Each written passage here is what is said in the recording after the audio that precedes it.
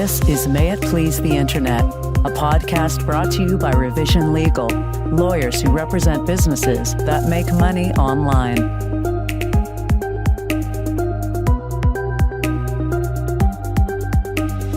Hi, everyone. This is the May It Please the Internet podcast. This is John DiGiacomo, and I'm joined by Eric Masterevich. Eric, how are you? I'm doing great, John. How are you? I'm pretty good. And today we're going to talk about handling legal problems on Amazon. Amazon is one of the biggest platforms in the world. A lot of our clients are selling on it. Legal problems are a continual issue on the platform, and I'm excited to talk about this today. Now, let's start, Eric, with Amazon attacks from competitors. So I'll set the scene. You're a seller on Amazon. You've got that coveted buy box, you've got the bestseller badge, and you're just killing it on Amazon.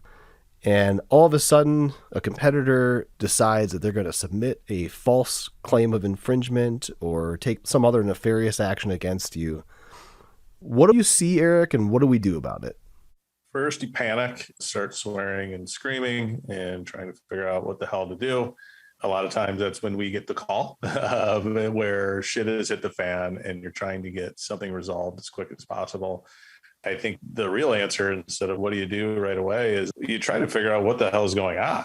And unfortunately, that is much more difficult than you would think. Many times these kinds of complaints are issued and enforcement action is taken, and you don't really know why. There's not a good explanation. There's very vague or no details provided at all. And you are scouring your competitors, trying to determine who is up to no good. And that's usually the first step, is take an inventory of what the heck is going on, who's behind it, and trying to beat down Amazon's door to get an answer. Yeah, it's hard to overemphasize the chaos that comes with that first notice because, for example, we had a client last week receive a notice of claimed infringement, a copyright notice. Our client was legitimately sourcing the goods, and he had no idea where it came from. Lo and behold, it was the producer of the goods, and they just didn't know that our client was an authorized seller or reseller of those products. And it's 3 days of chaos. Like, okay, number one, my listing's down. I'm not making money. And for a lot of Amazon sellers, that's a huge problem because it's a lot of money on a daily basis. And then two, Amazon seller central help isn't the greatest, so to say the least. So you have this issue where you ask for more information and you get it 6 months later, or the information that is provided is not always accurate, complete, or relevant to the notice that's been provided. Sometimes they will characterize a copyright notice as a trademark notice, and sometimes the other way around. It is scary, like you said, and it is important to take a deep breath, reassess, determine the source of the issue, then proceed accordingly. And there are some common sources of false notices or specific types of problems that we see within the platform, one of which is false infringement notices. I kind of mentioned that, Eric, but tell us more about when you see false infringement notices. Generally, these are coming from overseas, from competitors that are out for blood, and they can submit false copyright, false trademark, false patent complaints to Amazon. Whatever Amazon's algorithm is going to do with that, it's going to do. And a lot of times these claims will have no merit whatsoever. But copyright is particularly difficult because there's no, even if Amazon was going to go check a database to confirm something, which they're not, copyright is difficult. Things are subject to copyright without registration. There's not a really friendly database to search in order to find copyrights and who owns them and what they are. So there's a lot of room and wiggle room for bad actors to take advantage of. And they certainly do it by saying, I own this picture, they copied my text, this video was mine, or getting into trademark and saying they're essentially selling a brand they're not authorized to sell. Yeah, we've had some real bullshit copyright claims, like claiming that they own the text surrounding a description of a product where they're describing the color of the product or what it does. And unfortunately, because of the way that the service provider rules work, Amazon's incentive is typically to remove the listing that is being complained of, because if it doesn't, it is itself subject to potentially a copyright infringement claim. So it results in this horrific scenario where there's a non-actionable or marginally actionable claim that results in the removal of a listing when in reality it shouldn't have. And some other areas. I did find one new problem that came up recently, which it wasn't an IP claim, but it was this other kind of bad act where someone had created some kind of script to create hundreds of fake Amazon accounts and then place individual orders. So the client called saying, whoa, we had 5,000 more orders than we normally have. And they went in and looked at it, and everything was from a unique customer, but it all came within like 5 minutes of time. And like half of the orders had already been fulfilled. And then you run into this huge problem of, what do we do with the rest? Can we even stop them? Should we stop them? Seemingly, the plan was to discredit the seller, hurt their rankings within Amazon, have a bunch of returns and other kinds of complaints. And it was, I guess I need to follow up and see how that all worked out, because I only heard the initial panic, but it was an interesting one that I had not heard before. Yeah, that's really interesting. So the concern is that somebody's buying too much, because Amazon flags all kinds of things. I mean, they flag when you have a related account with a similar phone number, or you've logged in from a similar IP address to multiple accounts. So I could see a scenario where they'd suspend you because there are too many orders at one time. I've seen that in triage scenarios where they are, arbitrage, triage, arbitrage scenarios, sorry, where somebody's buying a product from another source, but they're selling it on Amazon and there's a connection between the two sources. I wonder if that's what's going on. But that is an interesting one and a new one. Another one that I've seen is a false recategorization, where we had a client that had a product that looked marginally like a adult product. I'll just leave it at that. But it wasn't. It was very clearly not an adult product. And a competitor attempted to have it recategorized as an adult product because there are additional conditions and things that apply to adult products on Amazon that would make it less of a valuable ASIN or less valuable of a listing. So they were trying to push them off of the buy box that way. And that's interesting. And then hijacking listings. I mean, we've seen people get their listings hijacked, false products. We've seen counterfeit products going into bins, creating problems, like you said, because they can affect your review score. All these things are problems that we've seen in the past and that are going to be experienced with large volume selling. Now, how do we handle these issues, Eric? What are the steps that we take when we have been notified by a client that they're experiencing one of these crazy issues on Amazon? How do we advise them? What do we tell them to do next? You want to go and attack all fronts possible. So that first means be the squeaky wheel with Amazon. Do not relent and keep on them, not just to build a paper trail of what happened, pleading your case and making it clear like something is wrong here, and to put them on notice as much as you can and to try to get answers, because we all know that's difficult.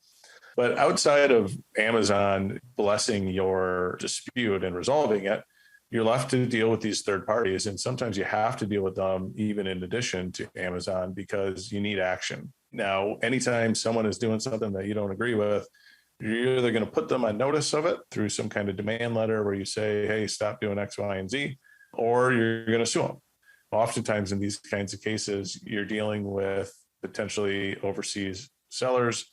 You're dealing with people that they're willing to take that risk of being sued because they may not have many US-based assets. And sometimes it's necessary to pull the trigger and to file that lawsuit against them, because it's really a last resort. I mean, we sue people, pretty busy litigation practice. Litigation is not something that's enjoyable for most clients. It's not what you do on a normal basis. It's expensive, long, it's slow. But you can get really quick action in certain types of events, and this is one of them. But you do have to pull that trigger and go into court. And the interesting thing about how a lot of the work that we do is we get to work in this really unique environment of doing business online and all the advances that come with it. But then the legal claims, a lot of them end up being rather old school legal claims that you end up bringing. Yeah, absolutely. And in the case of the false copyright infringement claim, there is a section under the Digital Millennium Copyright Act that allows you to provide a counter notice. So you provide a counter notification, and if a lawsuit is not filed within 10 days, then the listing must be reinstated.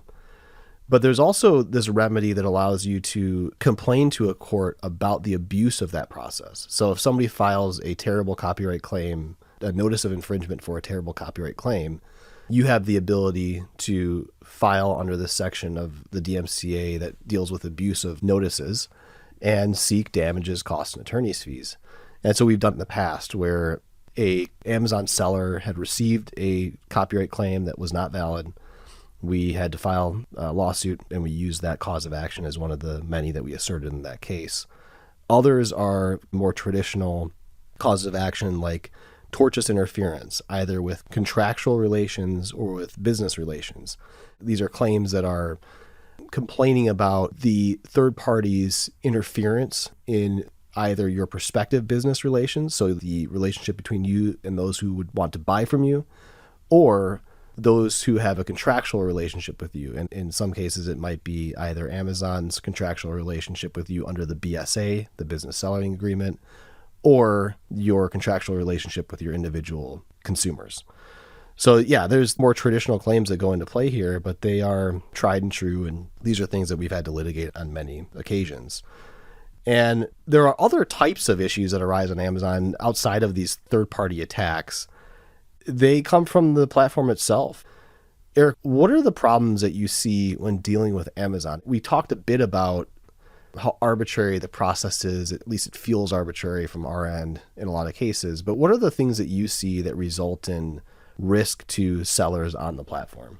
A lot of it does fall into the same category of IP issues. Certain texts, for example, making health claims can really cause some problems within Amazon's algorithm.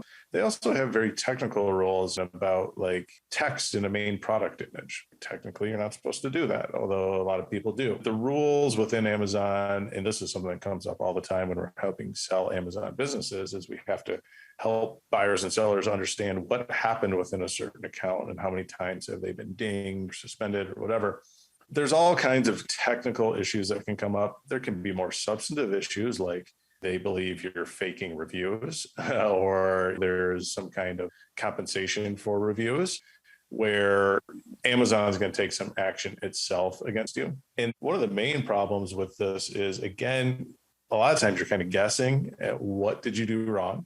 And you're expected to provide some sort of response or plan of action back to Amazon as to why you're not going to make that mistake again, in which it seems to be the general consensus as you lay your heart on the floor, admit to everything that you think you did wrong, and hope that was enough, which is never really a great feeling to have to tell a client, this is where we're at with your very valuable Amazon businesses. We're kind of guessing at what they think you did wrong. A lot of times sellers have some sense of what it could be, but these problems range. They can go from really technical to really blatant, and then you're left pleading your case with Amazon.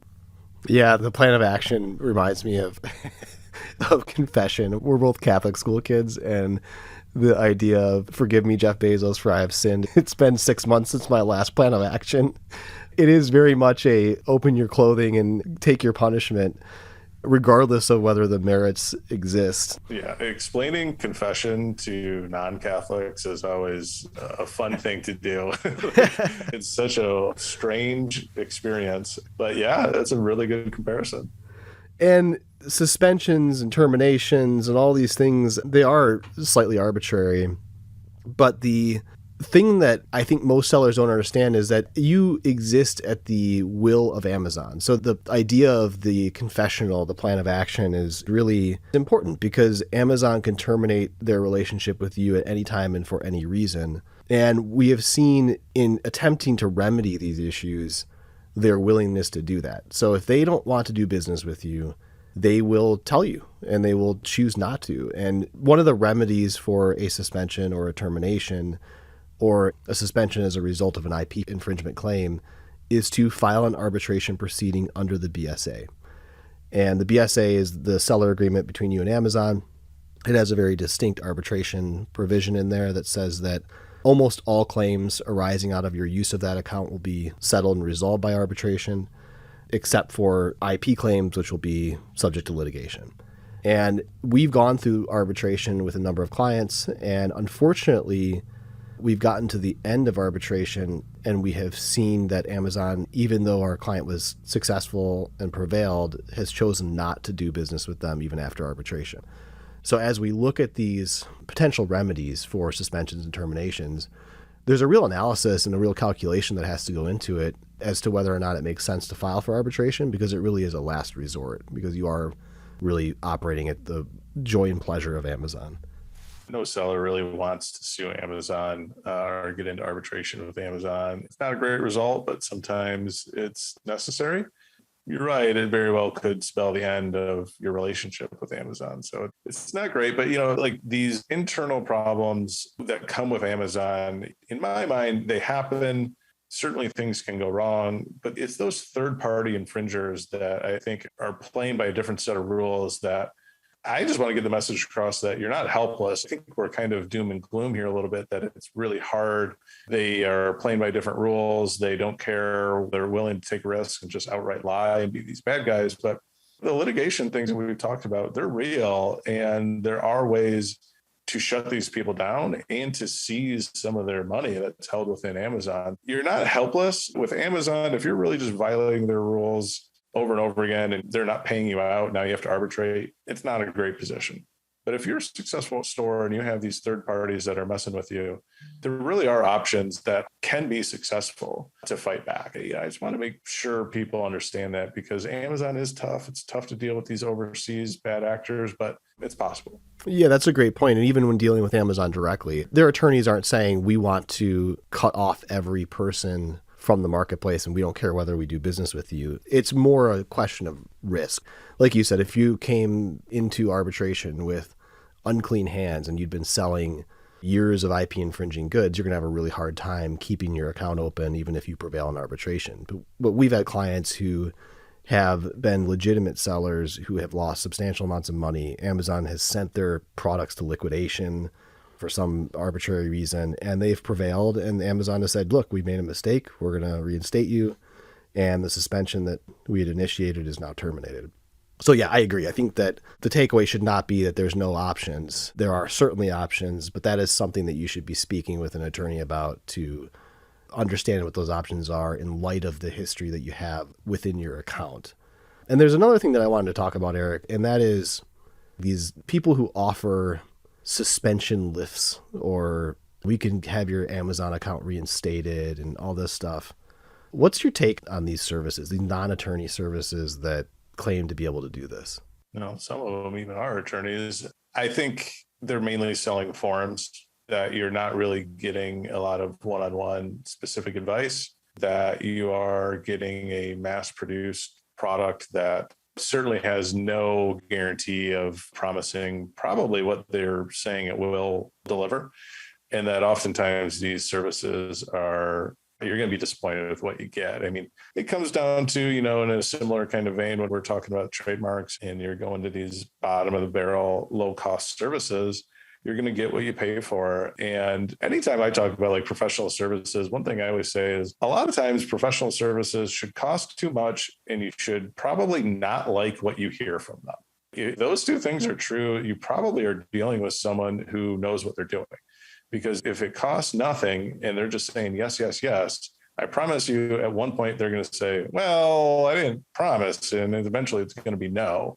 You should pay money to get real, frank advice. And these kind of forms and templates that are just handed out to you off the shelf, I just can't see how they're going to really get the job done. Yeah, that's great advice. And that's much more diplomatic than I would have said it. And I think my answer is it's complete bullshit. It is, if you see a Filipino VA, not the Filipino VAs are bad, they're great.